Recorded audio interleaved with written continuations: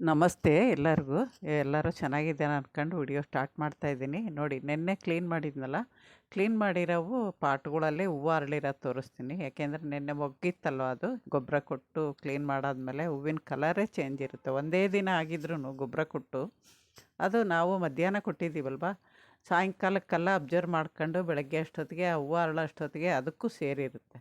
ಅದಾದಮೇಲೆ ನೋಡಿ, ಇದು ಪ್ರೂನ್ ಮಾಡಿದ್ನಲ್ಲ, ಯಾಕೆ ಪ್ರೂನ್ ಮಾಡಿದೆ ಅನ್ನೋದು ನೆಕ್ಸ್ಟ್ ತೋರಿಸ್ತೀನಿ ನಾನು.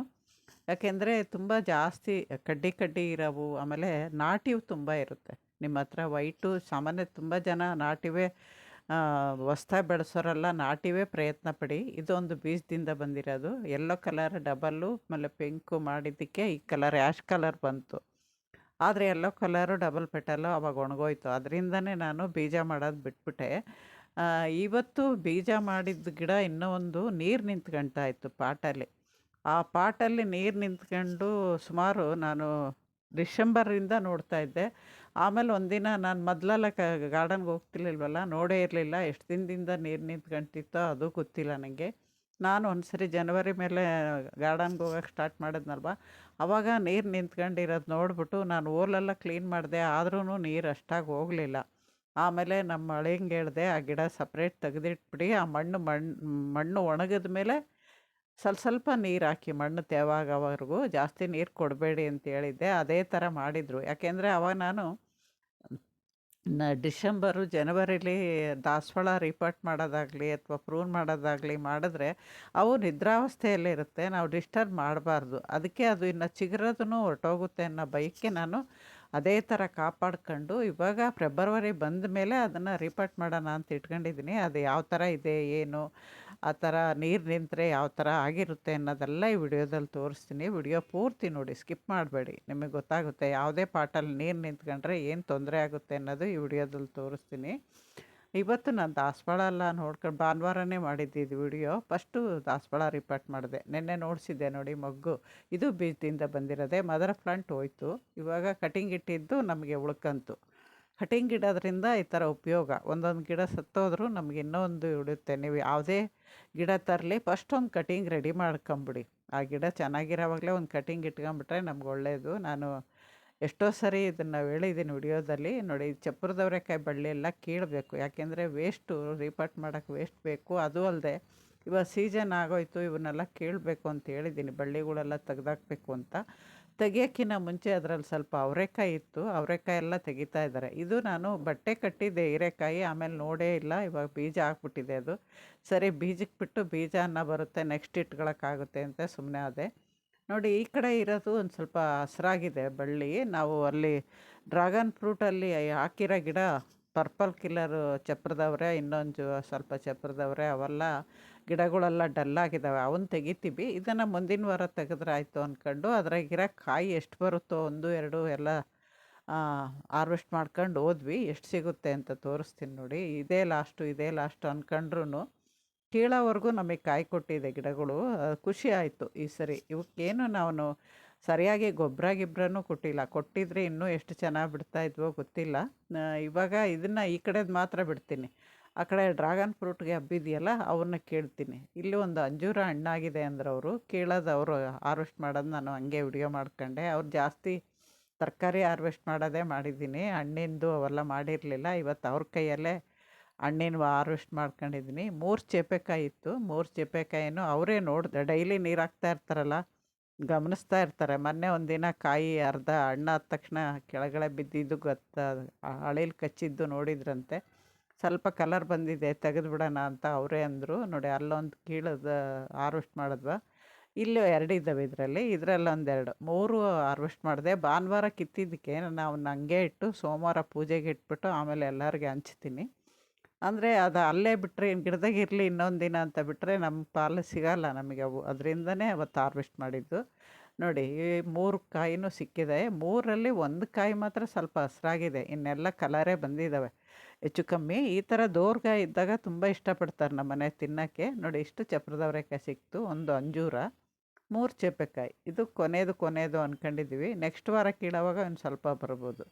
ನೋಡಿ, ಇದು ದಾಸವಾಳ. ನಾನು ಪಾಟಲ್ಲಿ ನೀರು ನಿಂತ್ಕೊಳ್ತಾ ಇತ್ತು ಅಂತ ಹಳೆ ವಿಡಿಯೋಗಳಿಗೂ ಸಪ್ರೇಟ್ ಮಾಡಿದ್ದೀನಿ ಅಂತ ತೋರಿಸಿದ್ದೀನಿ. ಸಪ್ರೇಟ್ ಇಟ್ಟಿದ್ದೀನಿ ಗಿಡ ಅಂತ. ನೋಡಿ ಅದರಲ್ಲಿ ಒಂದು ಬೇರೂ ಇಲ್ಲ, ಚಿಕ್ಕ ಚಿಕ್ಕ ಬೇರು ನಿಮಗೆ ಕಾಣಿಸುತ್ತಲ್ವ, ಗಿಡಗಳು ತೆಗೆದಾಗ ರೀಪಾಟ್ ಮಾಡೋವಾಗ ಎಷ್ಟು ಬೇರು ಇರುತ್ತೆ ಅಂಥದ್ರಲ್ಲಿ ಇದರಲ್ಲಿ ಬೇರಿಲ್ಲ. ಮೇಲೆ ಒಂದೆರಡು ಕಾಂಡ ಬಿಟ್ಟರೆ ಕೆಳಗಡೆ ಒಂದೇ ಒಂಚೂರು ತಣ್ಣಗೆ ನೇತಾಡ್ತಾ ಇದೆ. ಅದೊಂದು ಬೇರಿಂದನೇ ಆ ಗಿಡ ಜೀವಂತವಾಗಿದೆ. ಈ ಸೈಡಲ್ಲಿ ಒಂದು ದಪ್ಪ ಕಡ್ಡಿ ಬಂದಿದೆ ನೋಡಿ, ಅದು ಪೂರ್ತಿ ಒಣಗೋಗಿದೆ. ತೆಗೆದ ನಮಗೆ ಶಾಕು. ಸೇಮ್ ಸಂಪಿಗೆ ಗಿಡಗಳು ಇದೇ ಥರ ಆಗಿತ್ತು. ಅಥವಾ ಇದಕ್ಕಂತೂ ನೀರು ನಿಂತ್ಕೊಳ್ತಾ ಇತ್ತು, ಸಂಪಿಗೆ ಗಿಡದಲ್ಲಿ ನೀರು ನಿಂತಿರಲಿಲ್ಲ. ಯಾಕೆ ಆ ಥರ ಆಯಿತು ಅಂತ ಗೊತ್ತಿಲ್ಲ. ಒಂದೊಂದು ಸರಿ ನಾವು ಎಷ್ಟೇ ಕಲ್ತರೂ ಮಾಡಿದ್ರೂ ನೇಚರಲ್ಲಿ ನಮಗೆ ಗೊತ್ತಿಲ್ಲದೆ ಇರೋದು ಎಷ್ಟೋ ಇರುತ್ತೆ. ಮಣ್ಣಲ್ಲಿ ಇದು ಮಣ್ಣಿನ ಹುಳಗಳು ಯಾವ ಥರ ಇರುತ್ತೋ, ಸಂಪಿಗೆ ಗಿಡದಲ್ಲಿ ಇದೇ ಥರ ಆಗಿತ್ತು. ಮಣ್ಣಲ್ಲಿ ಓಲಿತ್ತು, ಅದರಲ್ಲಿ ಹುಳನೂ ಕಾಣಲಿಲ್ಲ ನಮಗೆ. ಹಂಗಾಗಿ ಸಂಪಿಗೆ ಗಿಡನೂ ಒಣಗೋಯ್ತು. ನೆಕ್ಸ್ಟ್ ವಿಡಿಯೋದಲ್ಲಿ ತೋರಿಸ್ತೀನಿ ಆ ಗಿಡ ಯಾವ ಥರ ಆಗೋಗಿದೆ ಅಂತ. ಅದನ್ನು ತೆಗೆದ್ಬಿಟ್ಟು ನಾನು ಬೇರೆಯೇ ರೀಪಾಟ್ ಮಾಡ್ತೀನಿ. ಅದರಲ್ಲಿ ಹೊಸ್ದಾಗಿ ಸಂಪಿಗೆ ಗಿಡ ತರಬೇಕಿನ್ನ. ಆ ಥರ ಇಟ್ಕೊಂಡು ನನಗೆ ಆ ಗಿಡ ಹೋಗಿದ್ದು ನನಗೆ ತುಂಬ ಇಷ್ಟ, ಸಂಪಿಗೆ ಹೂವು.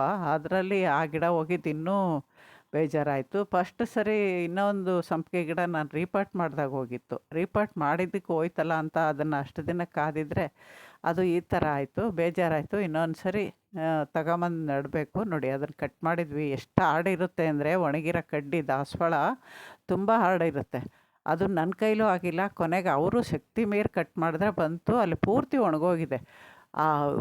ಒಂದೇ ಒಂದು ಸ್ವಲ್ಪ ಕೂದಲೆಳೆ ಅಂತರದಾಗ ಅದು ಬದುಕೊಂಡು ಇಷ್ಟಿದೆ ನೋಡಿ ಕಾಣುತ್ತೆ ನಿಮಗೆ. ಇವಾಗ ಅದನ್ನು ನಾನು ಅದೇ ಪಾಟು ಕ್ಲೀನ್ ಮಾಡ್ಕೊಂಡಿದ್ದೀನಿ, ಮೇಲೆ ಕೆಳಗಡೆ ಎಲ್ಲ ಕ್ಲೀನ್ ಮಾಡ್ಕೊಂಡಿದ್ದೀನಿ. ಕ್ಲೀನ್ ಮಾಡೋದಲ್ಲ, ನಾನು ಆಲ್ರೆಡಿ ವಿಡಿಯೋ ತೋರಿಸಿದ್ದೀನಿ ನಿಮಗೆ. ಇದರಲ್ಲಿ ನಾನು ಕಿಚನ್ ವೇಸ್ಟ್ ಹಾಕ್ತಾಯಿಲ್ಲ, ಯಾಕೆಂದರೆ ಬೇಸಿಗೆ ಬರ್ತಾ ಇದೆ. ಇನ್ನು ಜಾಸ್ತಿ ನಾವು ವೇಸ್ಟು ಹಾಕ್ಬಾರ್ದು. ಇವಾಗ ಅರ್ಧ ಭಾಗ ಮಣ್ಣಿದ್ದರೆ ಅರ್ಧ ಭಾಗ ಕೆಳಗಡೆ ಮಣ್ಣು ವೇಸ್ಟ್ ಇದ್ದರೆ ಇನ್ನು ಅರ್ಧ ಭಾಗ ಬರೀ ಮಣ್ಣೇ ಇರಬೇಕಿನ್ನು. ಯಾಕೆಂದರೆ ಅದು ಕೊಳಿಬೇಕಾದ್ರೆ ಸ್ವಲ್ಪ ಹೀಟ್ ಬರುತ್ತೆ. ಇವಾಗ ಬೇಸಿಗೆಯಲ್ಲಿ ಹೀಟ್ಗೂ ಗಿಡಗಳು ಚಾನ್ಸ್ ಇರುತ್ತೆ. ಬೇಸಿಗೆಯಲ್ಲಿ ರೀಪಾಟ್ ಮಾಡುವಾಗ ಇದನ್ನು ಹುಷಾರಾಗಿ ಗಮನಿಸ್ಕೋಬೇಕು. ಸ್ವಲ್ಪನೇ ಹಾಕ್ಕೊಳ್ಳಿ, ಇಲ್ಲಾಂದರೆ ಬರೀ ಮಣ್ಣಿಗೆ ಗೊಬ್ಬರ ಕಲಿಸ್ಕೊಂಡು ರೀಪಾಟ್ ಮಾಡ್ಕೊಳ್ಳಿ. ವೇಸ್ಟ್ ಏನು ಹಾಕಕ್ಕೆ ಹೋಗ್ಬೇಡಿ. ವೇಸ್ಟನ್ನ ಗೊಬ್ಬರ ಮಾಡೋಕ್ಕೆ ಇಟ್ಬಿಡಿ. ಆ ಥರ ಮಾಡ್ಕೋಬೋದು ಅನುಭವ ಇಲ್ದವರು. ನಾವು ಸ್ವಲ್ಪ ಅನುಭವ ಇರೋದಕ್ಕೆ ನಾನು ಕೆಳಗಡೆ ಕಾಲು ಭಾಗ ಮಾತ್ರ ಹಾಕ್ಬಿಟ್ಟು ಇದನ್ನು ಮಾಡ್ತಾಯಿದ್ದೀನಿ. ಇದು ಗಿಡ ಚಿಗುರುತ್ತೆ ಅನ್ನೋ ಭರವಸೆ ನನಗೂ ಇಲ್ಲ, ಯಾಕೆಂದರೆ ಸಂಪಿಗೆ ಗಿಡ ಕಳ್ಕೊಂಡಿದ್ದೀನಲ್ವ. ಅದರಿಂದ ಈ ಥರ ಆಗಿರೋದು. ಇದು ಸಣ್ಣ ಸಣ್ಣ ಬೇರು ಒಂದು ಸ್ವಲ್ಪ ಇದ್ದಿದ್ರೆ ಧೈರ್ಯ ಇರೋದು. ಇದರಲ್ಲಿ ಒಂದೇ ಬೇರು ಇರೋದು ಜೀವಂತವಾಗಿ. ನೋಡೋಣ, ಅದು ಅಕಸ್ಮಾತ್ ಚೆನ್ನಾಗಾದಾಗ ಅದನ್ನು ನಿಮ್ಮ ಜೊತೆ ಶೇರ್ ಮಾಡ್ತೀನಿ. ಯಾವುದೇ ಪಾಟಲ್ಲಿ ನೀರು ನಿಂತ್ಕೊಳ್ಳದೆ ನೋಡ್ಕೊಳ್ಳಿ. ನೀರು ನಿಂತ್ಕೊಂಡ್ರೆ ನೋಡಿ ಬೇರೆಲ್ಲ ಕೊಳೆತ್ಬಿಟ್ಟು ನಮಗೆ ಅಸಲು ಬೇರೆ ಕಾಣಿಸಲ್ಲ ತೆಗೆದಾಗ, ಆ ಥರ ಆಗೋಗಿರುತ್ತೆ. ಮೇಲ್ಗಡೆ ಗಿಡ ಒಣಗ್ತಾ ಬಂದಾಗೆ ನಮಗೇನೋ ಎಫೆಕ್ಟು ಅಂತ ಗೊತ್ತಾಗುತ್ತೆ. ಅಷ್ಟರೊಳಗೆ ಈ ಗಿಡ ಕಳ್ಕೊಂಡಿರ್ತೀವಿ ನಾವು. ನೀರು ಏನಾದ್ರು ಪಾಟಲ್ಲಿ ನಿಂತಿದ್ರೆ ತಕ್ಷಣ ನೋಡ್ಕೊಂಬಿಡಿ. ರೀಪಾಟ್ ಮಾಡೋಂಗಿದ್ರೆ ಮಾಡ್ಕೊಂಬಿಡಿ. ಓಲು ಬ್ಲಾಕ್ ಆಗಿದ್ದರೆ ಓಲ್ ಕ್ಲೀನ್ ಮಾಡ್ಕೊಳ್ಳಿ. ಓಲಂತೂ ತುಂಬ ಚೆನ್ನಾಗಿ ನೋಡ್ಕೋಬೇಕು ನೀವು. ಓಲ್ ಬ್ಲಾಕ್ ಆಗ್ದಂಗೆ ನೋಡ್ಕೋಬೇಕು. ನೀರು ನಿಂತುಬಿಟ್ರೆ ಬೇರು ಕೊಳಿತವೆ. ನೀರು ಕಮ್ಮಿ ಆದ್ರೂ ಗಿಡ ಒಣಗುತ್ತೆ. ಅದರಿಂದ ಗಿಡಗಳು ಬೆಳೆಸೋರು ಇವನ್ನೆಲ್ಲ ಗಮನ ಇಟ್ಕೊಂಡು ಬೆಳೆಸ್ಕೋಬೇಕು. ಗಾರ್ಡನ್ ಹೊಸ್ದಾಗಿ ಮಾಡೋರು ಇವನ್ನೆಲ್ಲ ನೀವು ನೋಡಿ ಕಲಿತೀರಾ ಅಂತ ನಾನು ಪ್ರತಿಯೊಂದು ವಿಷಯನೂ ವಿವರವಾಗಿ ತಿಳಿಸ್ಕೊಂಡು ನಿಮಗೆ ವಿಡಿಯೋ ಮಾಡ್ತಾಯಿದ್ದೀನಿ. ವಿಡಿಯೋ ಪೂರ್ತಿ ನೋಡಿ ಸಪೋರ್ಟ್ ಮಾಡಿ. ನೋಡೋರು ಹೊಸಬ್ರು ಯಾರಾದರೂ ಫಸ್ಟ್ ಸರಿ ನೋಡಿ ನಿಮಗೆ ಇದರಿಂದ ಉಪಯೋಗ ಇದೆ ನಾನು ಮಾಡೋ ವಿಡಿಯೋಗಳಿಂದ ಅನಿಸಿದ್ರೆ ಸಬ್ಸ್ಕ್ರೈಬ್ ಮಾಡ್ಕೊಂಡು ನೋಡಿ. ತುಂಬ ಜನ ಸಬ್ಸ್ಕ್ರೈಬ್ ಮಾಡ್ದೇ ನೋಡ್ತಾ ಇದ್ದೀರಾ. ದಯವಿಟ್ಟು ಹೊಸಬ್ರು ವಿಡಿಯೋ ನೋಡೋರು ಸಬ್ಸ್ಕ್ರೈಬ್ ಮಾಡ್ಕೊಂಡು ನೋಡಿ. ನಿಮ್ಮ ಸಬ್ಸ್ಕ್ರೈಬ್ ನಮ್ಗೆ ಮುಖ್ಯ. ನೋಡಿದವರು ಒಂದು ಲೈಕ್ ಕೊಡಿ. ನಿಮ್ಮ ಲೈಕು ನಮಗೆ ತುಂಬ ಮುಖ್ಯ. ನೋಡಿ ಲಾಸ್ಟಲ್ಲಿ ಈ ಎಪ್ಸಮ್ ಸಾಲ್ಟ್ ಹಾಕೋದು ಮಾತ್ರ ಮರಿಬೇಡಿ. ರೀಪಾಟ್ ಮಾಡಿದ್ರೆ ಎಪ್ಸಮ್ ಸಾಲ್ಟ್ ಸಿಗುತ್ತೆ, ಗೊಬ್ಬರದ ಅಂಗಡಿಲೇ ಸಿಗುತ್ತೆ, ಮೆಡಿಕಲ್ ಶಾಪಲ್ಲೂ ಸಿಗುತ್ತೆ. ತಂದಿಟ್ಕೊಳ್ಳಿ, ಮಾಡಿ. ಹ್ಯಾಪಿ ಗಾರ್ಡ್ನಿಂಗು. ಮತ್ತು ಹೊಸಬ್ರು ಯಾರಾದರೂ ಗಾರ್ಡ್ನಿಂಗ್ ಮಾಡೋರು ದಯವಿಟ್ಟು ಇವಾಗ ದಾಸವಾಳ, ಮಲ್ಲಿಗೆ ಇವನ್ನೆಲ್ಲ ಬೆಳೆಸಿ. ಆದಷ್ಟು ದಾಸವಾಳದಲ್ಲಿ ನಾಟಿ ಗಿಡಗಳನ್ನ ತಂದು ನೆಟ್ಟು ಬೆಳೆಸಿ. ನಿಮಗೆ ಅವಾಗ ಸಕ್ಸಸ್ ಆದಾಗ ನೆಕ್ಸ್ಟ್ ಗಿಡಗಳು ಬೆಳೆಸೋಕ್ಕೆ ನಿಮಗೆ ಮನಸ್ಸು ಬರುತ್ತೆ. ದಾಸವಾಳ ಇವಾಗ ತುಂಬ ಚೆನ್ನಾಗಿ ಬಿಡುತ್ತೆ. ಇವಾಗ ಈ ಸೀಸನಲ್ಲಿ ತಂದು ನೀವು ಮಲ್ಲಿಗೆ, ದಾಸವಾಳ ಆರಾಮಾಗಿ ಬೆಳೆಸ್ಕೋಬೋದು. ಪೂಜೆಗೆ ಹೂವು ಆಗುತ್ತೆ. ನಮಸ್ತೆ. ಇನ್ನೊಂದು ವಿಡಿಯೋದಲ್ಲಿ ಸಿಗ್ತೀನಿ.